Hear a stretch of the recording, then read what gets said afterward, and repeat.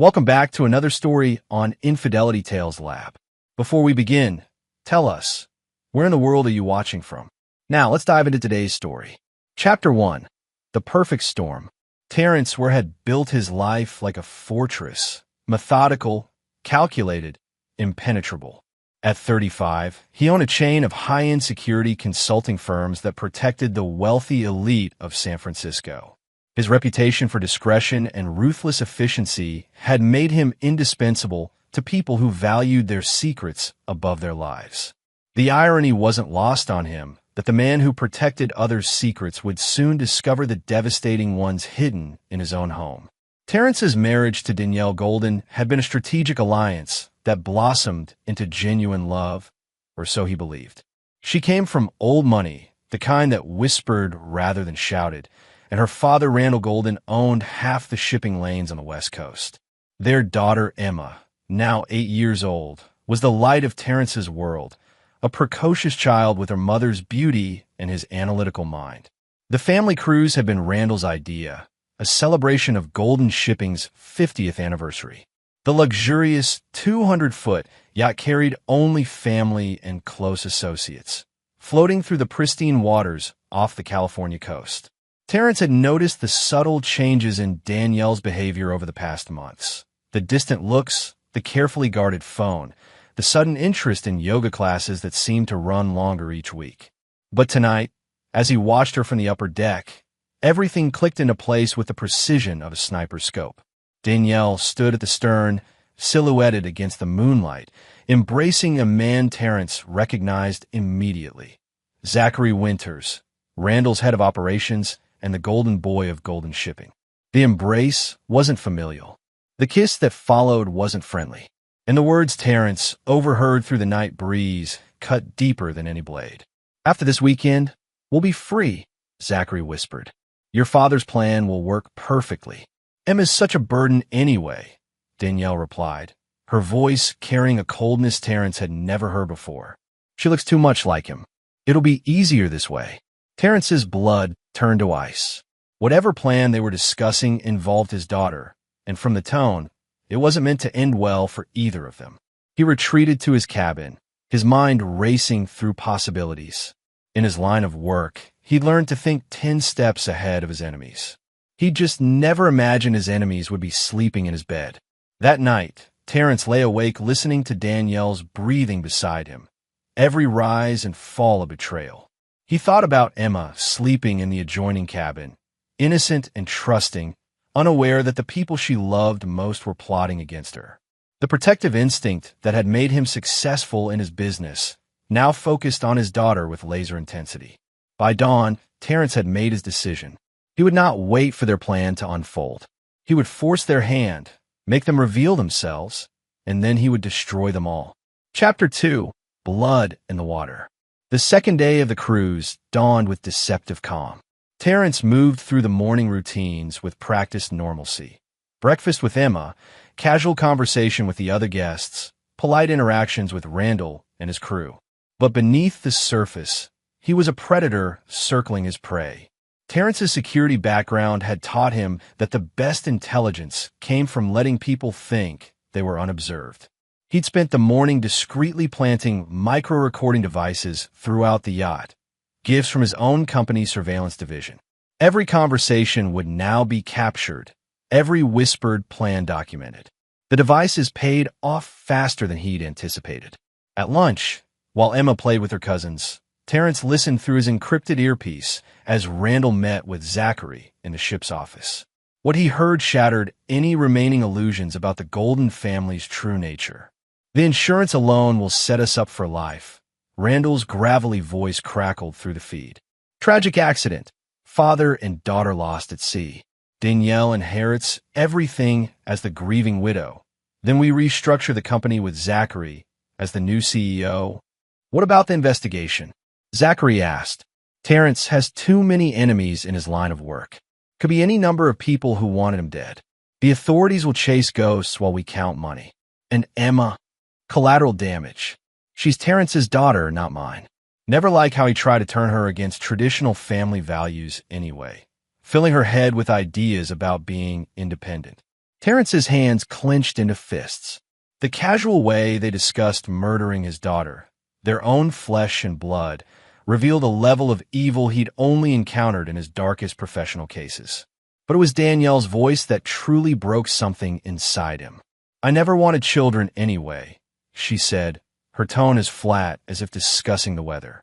"Zachary and I talked about this. We want to travel, live freely. Emma's just an inconvenience we inherited from my mistake with Terrence." "Your father's right about one thing," Zachary added. "She's got too much of him in her. Too smart, too observant. She'd figure things out eventually." The recording captured the sound of glasses clinking, a toast to their daughter's murder. Terrence removed his earpiece and looked across the deck at Emma, who was laughing as she played tag with her cousins. The innocence in her eyes, the complete trust she had in the adults around her, strengthened his resolve. These people had mistaken his love for weakness, his civility for vulnerability.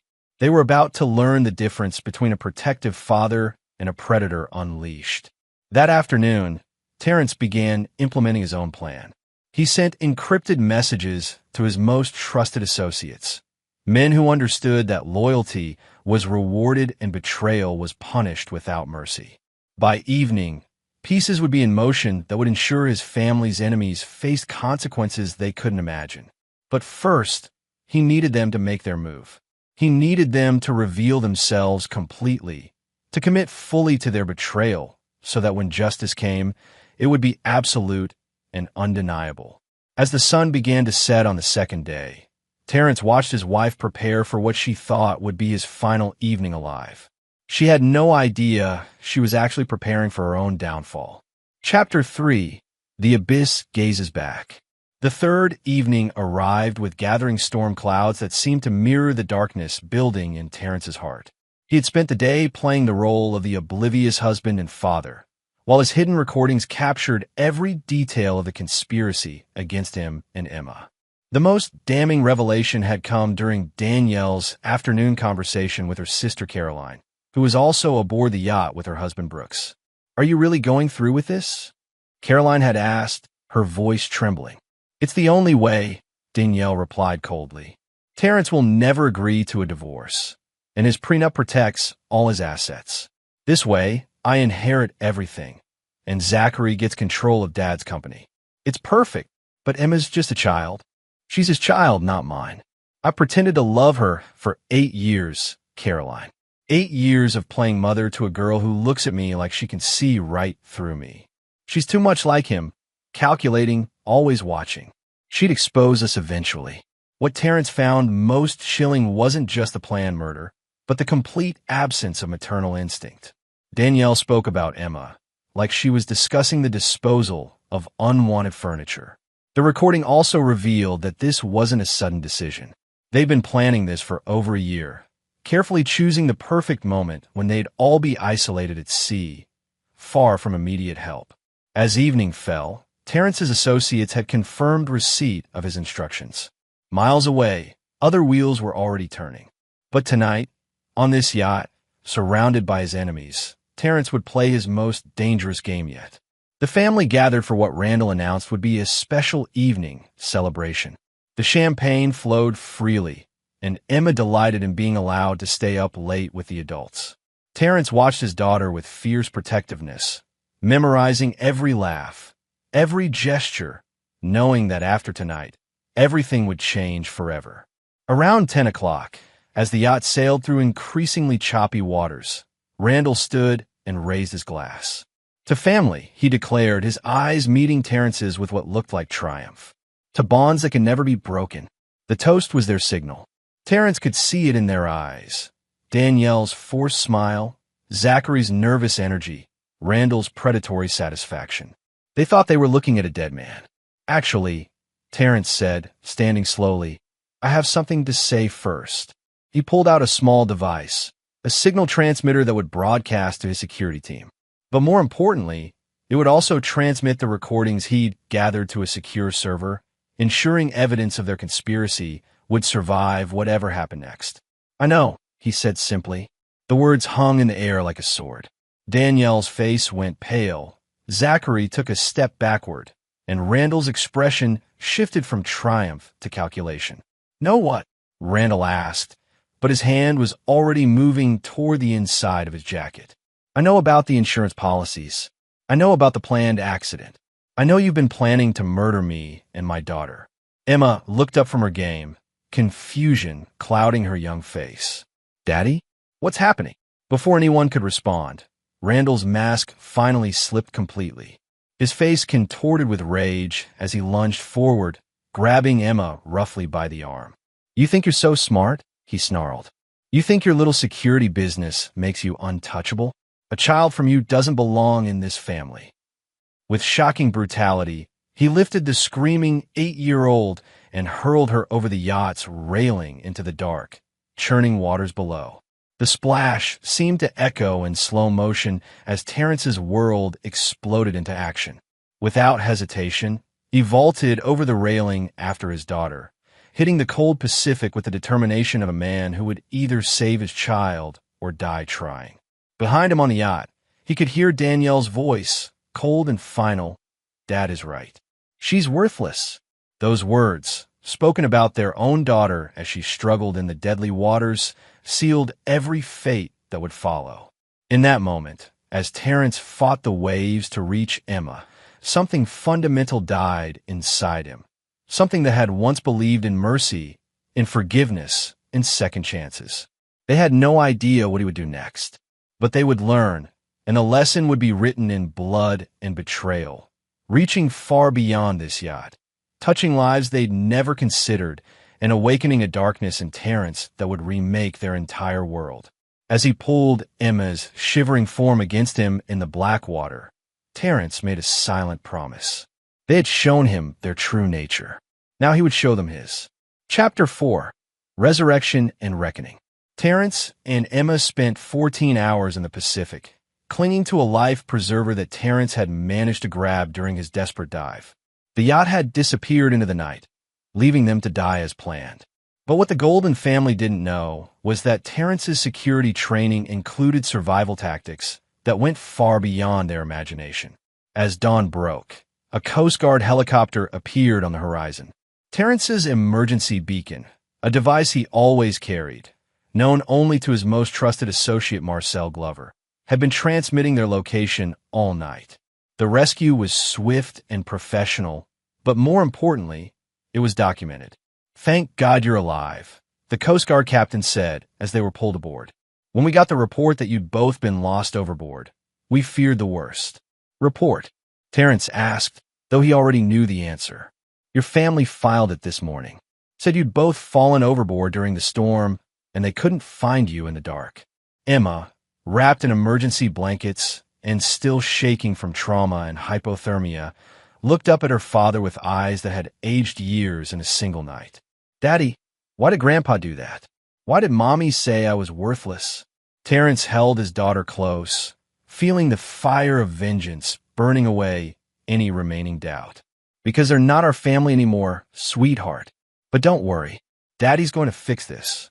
The Coast Guard delivered them to San Francisco General Hospital, where Terrence's associates were already waiting. Marcel Glover, a mountain of a man who'd served with Terrence in military intelligence before joining his security firm, approached with the grim efficiency of a battlefield medic. "Boss, we've got problems and solutions," Marcel said quietly as Emma was taken for medical evaluation. "The problems: they filed life insurance claims this morning. Started moving assets before your bodies were even supposed to be found. Zachary's already been named interim CEO of Golden Shipping. And the solutions?" Marcel's smile was razor sharp. "The recordings you transmitted were received and backed up. We've got everything. But more importantly, Randall Golden has no idea who he just made an enemy of." While Emma slept under medical supervision, Terrence learned the full scope of his family's betrayal. Not only had they planned his murder, but they'd been systematically looting his companies for months, transferring assets to offshore accounts controlled by shell companies linked to Zachary. But their biggest mistake had been underestimating who Terrence really was. "Marcel, it's time they learned what we do to people who hurt children," Terrence said, his voice carrying the cold finality of a death sentence. "Which protocol, boss?" "All of them. That afternoon, while Danielle played the grieving widow for the media and Randall celebrated with champagne in his penthouse office, Terrence began implementing a plan that would make their nightmares seem like pleasant dreams. His first call was to Jeremiah Alexander, a former CIA operative who now handled Terrence's most sensitive overseas operations. The second was to Dwight Moreno, whose specialty was making people disappear without a trace. The third was to Hannah Schaefer, a former federal prosecutor who discovered that justice sometimes required operating outside the law. Each of them owed Terrence their lives, and each of them understood that some sins demanded punishment beyond what any court could deliver. "They think they killed us," Terrence told his assembled team that evening in a secure facility outside the city. Emma was safely hidden in a private medical facility under assumed names, guarded by operators who would die before letting harm come to her. "They think they're celebrating their victory. They think they're safe. They think wrong." The room filled with the kind of silence that preceded violence. These weren't ordinary security consultants. They were Terrence's inner circle, men and women who'd followed him from the darkest corners of military intelligence into the private sector. They were professionals who understood that some enemies couldn't be reasoned with, negotiated with, or reformed. They could only be destroyed. "I want them to understand what they've done," Terrence continued. "I want them to experience every moment of fear my daughter felt when she hit that water. I want them to feel helpless, betrayed, and abandoned. And when they're broken completely, when they beg for mercy they'll never receive, I want them to know it was because they tried to murder a child." Marcel cracked his knuckles. "Where do we start, boss?" Terrence pulled up a holographic display showing the Golden family's entire network. Shipping routes, financial holdings, family members, associates, weaknesses. It was a web of connections they'd built over decades, and Terrence was about to turn each strand into a noose. "We start by making them vulnerable," he said. "Then we make them suffer. Then we make them disappear." Chapter 5. The Hunter Becomes the Hunted. 3 days after their deaths, Terrence's revenge machine began operating with the precision of a Swiss watch. The first phase was psychological warfare designed to make his enemies paranoid and sloppy. Zachary Winters was the first to crack. On Monday morning, he arrived at Golden Shipping's headquarters to find his office stripped bare. Security claimed they had video footage of Zachary himself authorizing the removal of all furniture and personal items, though Zachary had no memory of such authorization. His access cards had been deactivated, his parking space reassigned, and his company credit cards declined. When he demanded answers from Randall, he found the old man in a similar state of confusion. Strange packages had been delivered to Randall's home. Packages containing surveillance photos of his most private moments, recordings of conversations he thought were secret, and detailed financial records of accounts he'd thought were hidden. "Someone's playing games with us," Zachary said, pacing Randall's office like a caged animal. "This has to be connected to Terrence somehow." "Terrence is dead," Randall growled, but his voice lacked conviction. "We watched him go over the side. Then who the hell is doing this?" Neither man noticed the micro-drone hovering outside the 60th-floor window, recording their every word for Terrence's analysis. Meanwhile, Danielle was experiencing her own psychological torment. She'd awakened that morning to find all of Terrence's belongings exactly as he'd left them.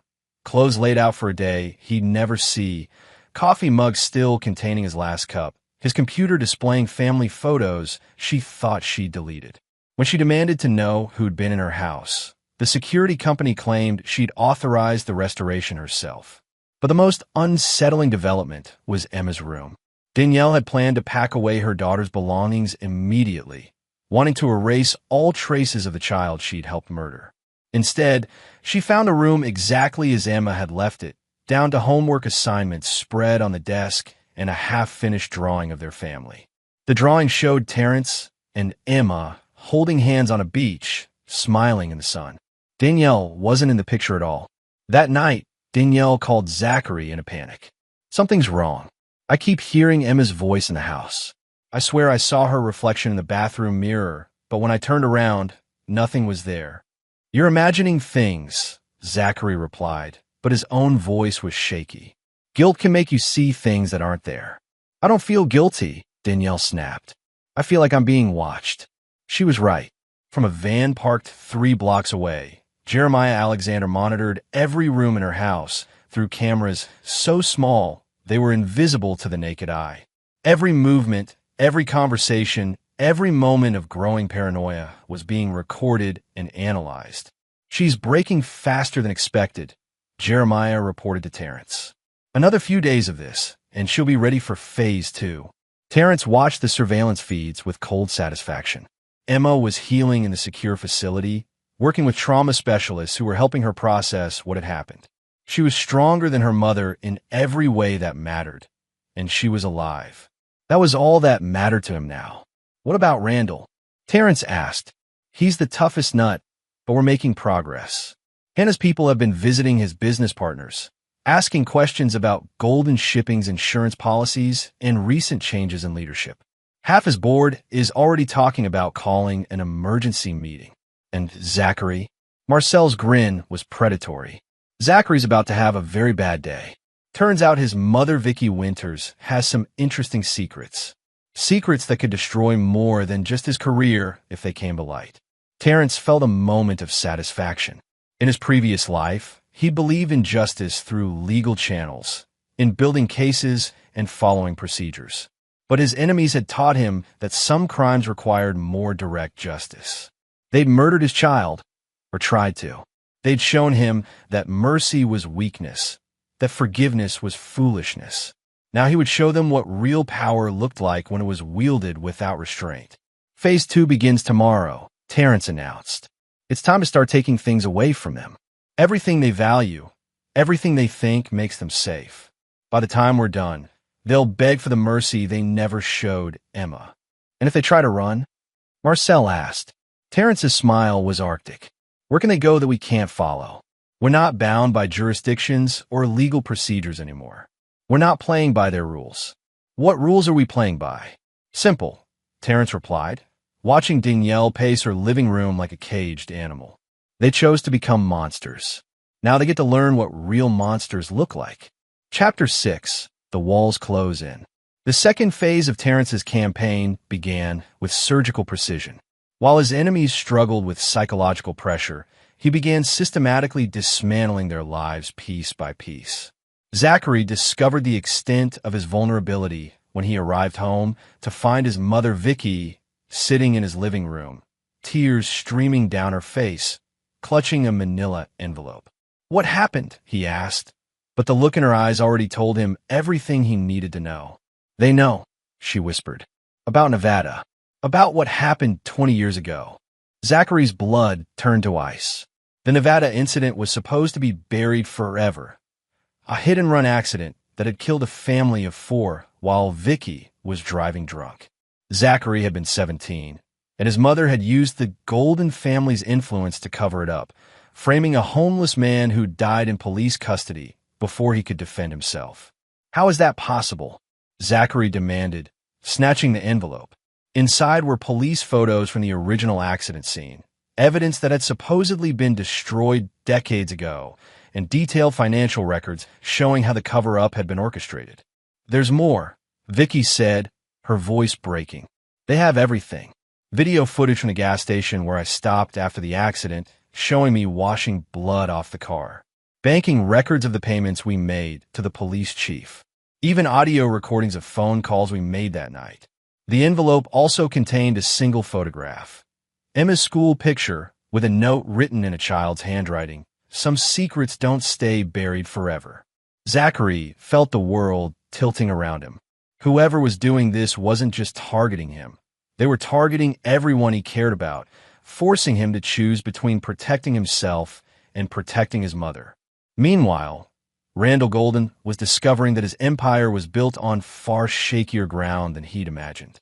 His shipping contracts were being mysteriously canceled, with clients claiming they'd received evidence of safety violations and environmental crimes. His bank accounts were frozen, pending investigations into money laundering allegations. His insurance policies were being reviewed for fraud. But the most devastating blow came when his daughter Caroline called in a panic. "Dad, they took Brooks," she sobbed into the phone. Men in suits showed up at his office with federal badges. They said he's being charged with human trafficking. That's impossible, Randall snarled. Brooks doesn't have anything to do with that side of the business. The silence on the line was deafening. Caroline's voice, when it came, was small and terrified. What side of the business, Dad? Randall realized his mistake too late. His son-in-law, Brooks, had never known about the Golden family's darker enterprises, the cargo containers that carried more than legitimate goods, the shipping routes that moved people who didn't want to be found. It was a secret Randall had guarded for decades, and now it was being used to destroy his family from within. Listen to me carefully, a calm voice said on Caroline's line. Randall realized someone else had been listening to their conversation. Brooks will be released when you're ready to discuss terms. Who is this? Randall demanded. Someone who cares about children, the voice replied. Unlike you. The line went dead, leaving Randall staring at his phone in fury and growing fear. Danielle's psychological breakdown accelerated when she arrived home to find a social worker waiting in her driveway. Mrs. Ware? I'm Terry Roach from Child Protective Services. We've received some concerning reports about your household's safety standards. That's impossible, Danielle said, her voice rising. There are no children here anymore. Terry's expression grew cold.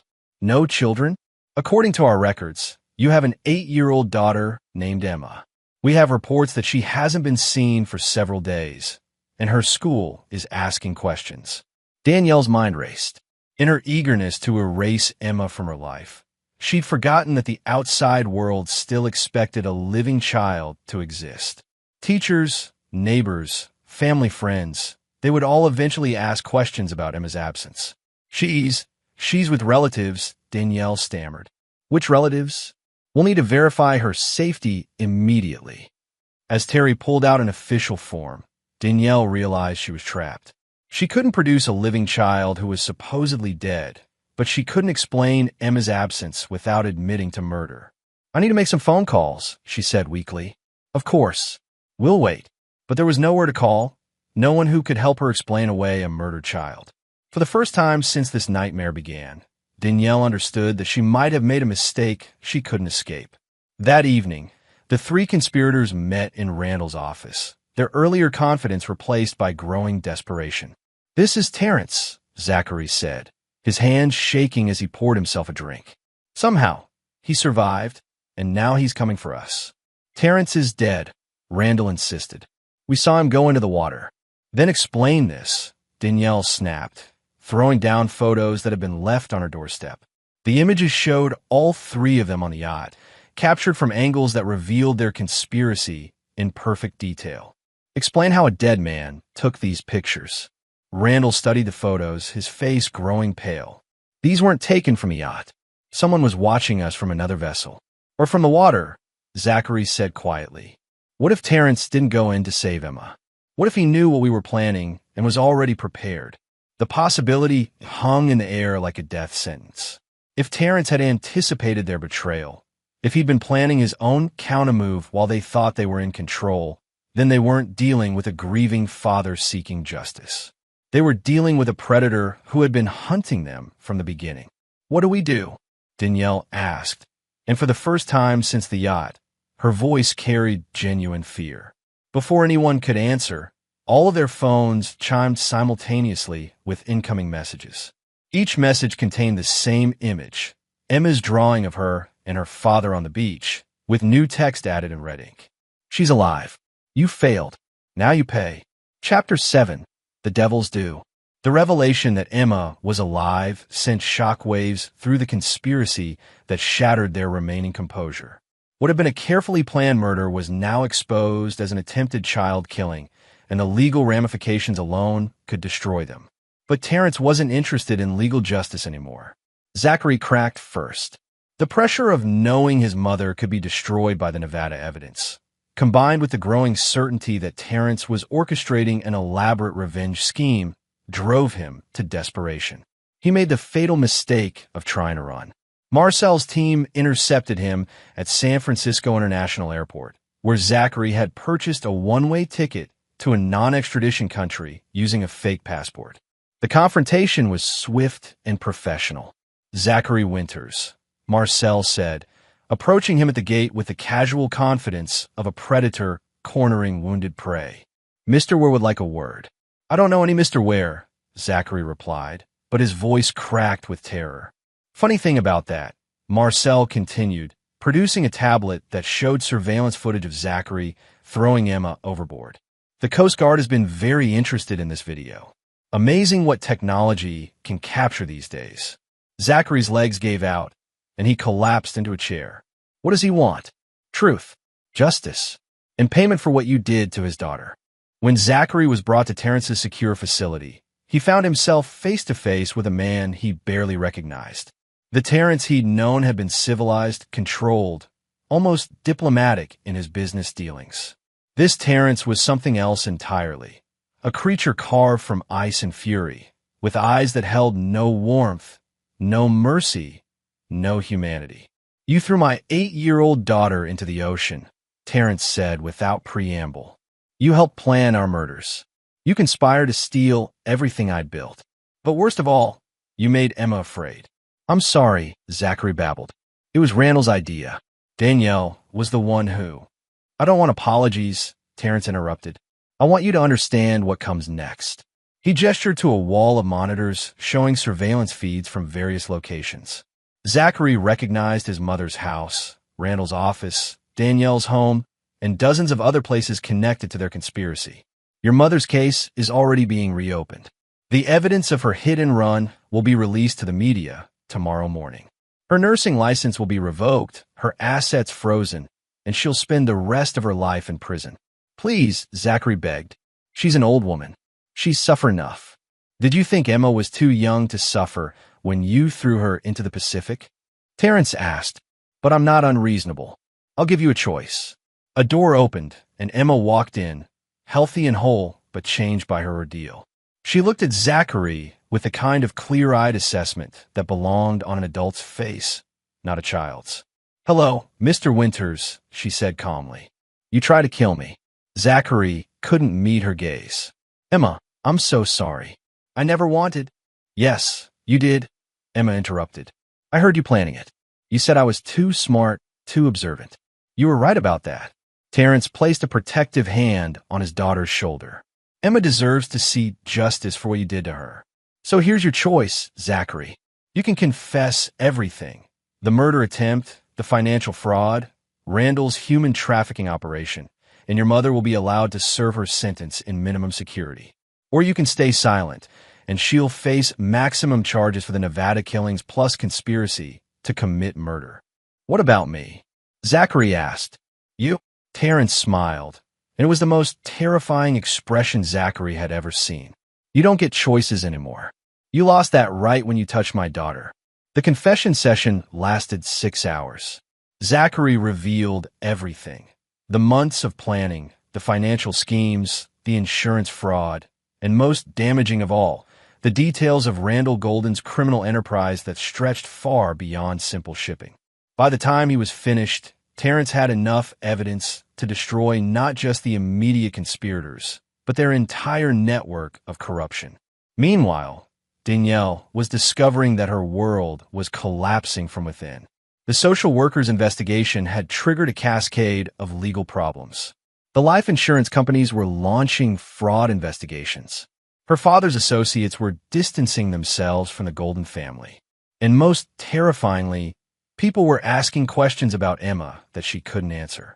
When Randall finally realized the scope of what they were facing, he made his own desperate play. He contacted his most dangerous associates, men who solved problems through violence, who understood that sometimes witnesses needed to disappear permanently. But Terrence had anticipated this move. When Randall's hired killers arrived at the secure facility, they found themselves outnumbered, outgunned, and facing opponents who'd spent years fighting in places where rules didn't exist. "Send them back to Randall with a message," Terrence told Marcel as they zip-tied the surviving attackers. "Tell him that he's escalated this to a level he can't handle. Tell him that if he wants a war, he'll get one. But it won't be the kind of war he's prepared for." As night fell over San Francisco, Terrence looked out at the city lights and felt the cold satisfaction of a plan coming together. His enemies had revealed themselves completely, committed crimes they couldn't take back, and shown their true nature to the world. Now came the final phase, the phase where they would learn that some sins couldn't be forgiven, some debts couldn't be paid, and some enemies couldn't be escaped. Emma appeared beside him, looking older than her 8 years. "Daddy, are you going to kill them?" Terrence considered the question seriously. "What do you think should happen to people who try to hurt children?" "I think," Emma said carefully, "that they should never be able to hurt anyone ever again." "Then that's what we'll make sure happens," Terrence replied. "One way or another." Chapter 8, Blood and Ashes. The final confrontation began at dawn when federal agents, armed with evidence provided by Terrence's confession sessions, simultaneously raided Golden shipping headquarters, Randall's mansion, and Danielle's home. But by then, the legal system was just catching up to justice that had already been served. Randall Golden was found in his office, surrounded by the wreckage of his empire. Every shipping contract had been canceled, every bank account frozen, every illegal operation exposed. His criminal associates had either fled the country or been arrested in coordinated raids.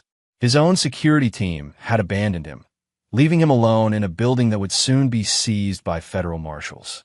But Terrence wasn't interested in letting the law have the final word. "Hello, Randall," Terrence said, walking into the office with Emma at his side. "I thought you might want to see what survival looks like."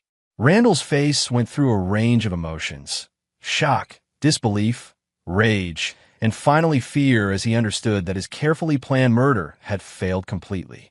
"This is impossible," he whispered. "You went into the water. We saw you both go under. You saw what you expected to see," Terrence replied. "A desperate father trying to save his daughter. You never considered that I might have been expecting your betrayal, that I might have been prepared for your attack." Emma stepped forward, her young face carrying an expression of mature judgment that would have been heartbreaking under different circumstances. "Grandpa, why did you throw me in the ocean?" Randall couldn't meet her eyes. "Emma, sweetheart, you don't understand. Business requires difficult decisions sometimes. I understand that you tried to kill me because I looked too much like Daddy," Emma replied. "I understand that you thought I was worthless. I understand that you never loved me at all." The simple truth from a child's lips hit Randall harder than any accusation. For a moment, something flickered in his eyes that might have been regret. But it was too late for regret. "The FBI will be here soon," Terrence said. "They'll arrest you for human trafficking, conspiracy to commit murder, insurance fraud, and about 50 other charges. You'll spend the rest of your life in prison, assuming you survive that long. Human traffickers don't fare well in federal facilities." "What do you want from me?" Randall asked.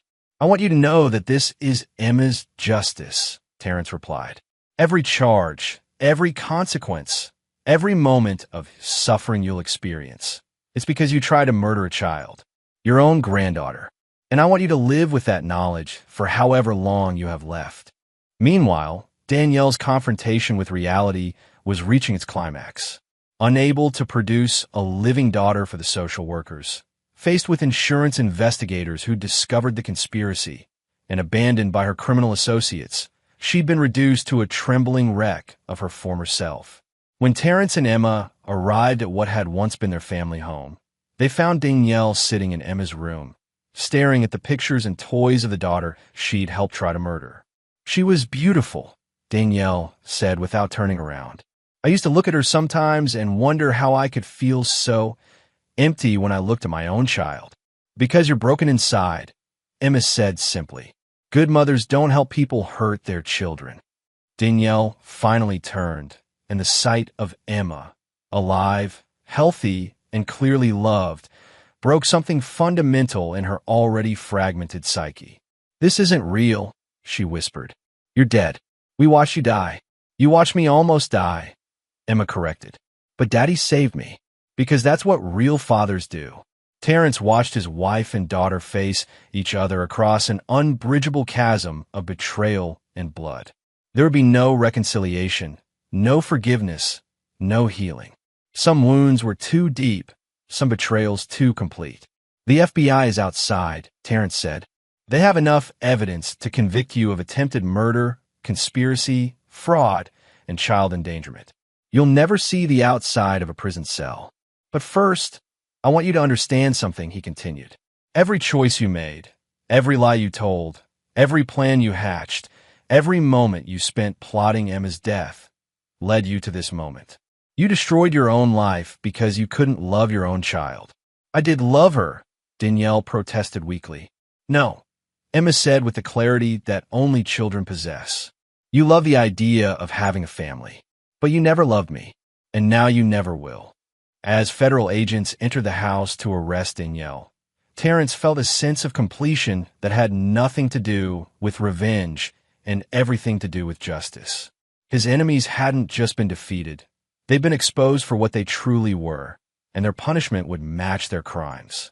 But the most important victory was standing beside him, holding his hand with a trust that had never wavered even in the darkest moments. Are we going home now, Daddy? Emma asked. We are home, Terrence replied. Wherever we are together, that's home. As they walked away from the house where their old life had died, neither of them looked back. Some chapters had to end completely before new ones could begin. Chapter 9, New Foundations. 6 months later, Terrence and Emma stood on the deck of their new home, a security-enhanced compound overlooking the Pacific, where the same waters that had nearly claimed their lives now served as a reminder of their survival. The legal proceedings had concluded with the ruthless efficiency of absolute evidence. Randall Golden received a life sentence for human trafficking and attempted murder, dying of a heart attack in his cell 3 months into his sentence. Zachary Winters received 25 years for conspiracy and attempted murder, while his mother was given a lighter sentence in exchange for testimony about the Nevada cover-up. Danielle received life without parole and would spend her remaining years in solitary confinement for her own protection. Child killers weren't popular in women's prison. But the legal victories were just the beginning of Terrence's reconstruction project. Golden Shipping had been dissolved, its legitimate assets distributed to the families of human trafficking victims, its criminal networks dismantled by international law enforcement. Terrence's security firm had expanded into a global operation focused on protecting vulnerable children and hunting predators who thought wealth and influence made them untouchable. Emma, now 9 years old, was thriving in ways that amazed her trauma counselors. The experience that would have destroyed many children had instead forged her into something unique. A child who understood darkness but chose light, who knew evil but embraced good, who had seen the worst of humanity but still believed in justice. Daddy, Marcel's here, Emma announced, pointing to the approaching helicopter. Their weekly security briefing had become a tradition, a way of staying connected to the larger mission that had grown from their personal tragedy. Marcel landed and approached with his usual grin, but Terrence could see the satisfaction in his eyes. Boss, we've got updates on the Jakarta operation. The Jakarta operation was one of dozens running globally. Terrence's organization now worked with international law enforcement to dismantle human trafficking networks, protect endangered children, and ensure that predators face consequences regardless of their wealth or connections. The rescue was successful, Marcel continued. 43 children recovered, network completely dismantled. The local authorities said it was the most professional operation they'd ever seen. Any connections to the old Golden Network? Terrence asked. Several. Turns out Randall's business partners thought they could continue operations after his death. They were wrong. Emma, who had been listening with the serious attention she brought to all matters of justice, nodded approvingly. Good. Children should be safe. It was a simple statement that carried the weight of hard-won wisdom. Emma had become something unprecedented, a child advocate who understood predators from personal experience, who could spot danger that adults missed, who had survived the worst betrayal imaginable and emerged stronger rather than broken. There's something else, Marcel said, his tone shifting. We've been approached by a consortium of tech companies. They want to fund a new initiative, a global monitoring system for child protection. They're calling it the Emma Protocol. Terrence looked at his daughter, who was studying the proposal with the analytical mind she'd inherited from him. What do you think? I think, Emma said carefully, that if we can stop other families from going through what we went through, then what happened to us meant something. It was a profound statement from someone who would start 5th grade in the fall. But Emma had never been an ordinary child, and her experiences had only sharpened the intelligence that had originally made her a target. That evening, as father and daughter stood on their deck watching the sunset paint the Pacific in shades of gold and crimson, Terence reflected on the journey that had brought them to this point. He'd lost his faith in mercy, in second chances, in the redemptive power of forgiveness. But he'd gained something more valuable: absolute clarity about justice, unwavering protection for those who couldn't protect themselves, and a daughter who understood that strength came not from avoiding darkness, but from refusing to let it define you. "Daddy," Emma said, "do you ever miss the way things were before?" Terence considered the question seriously. Before the yacht, he'd been a successful businessman with a seemingly happy family, living a life built on illusions of safety and trust. Now he was something else entirely: a guardian standing between predators and their prey, a father who would never again mistake civility for virtue or forgiveness for wisdom. "I miss believing that people were basically good," he admitted, "but I don't miss being naive about evil." "I'm glad we survived," Emma said simply. "I'm glad we're still together." "So am I, sweetheart. So am I." As night fell over their new life, Terence made the same promise he'd made every evening since their resurrection from the dark waters. He would protect the innocent, pursue the guilty, and ensure that predators who thought wealth and privilege made them untouchable learned otherwise. Some wounds never healed. Some betrayals couldn't be forgiven. Some enemies couldn't be redeemed. But some survivors became stronger than their tormentors ever imagined possible. And some fathers would burn the world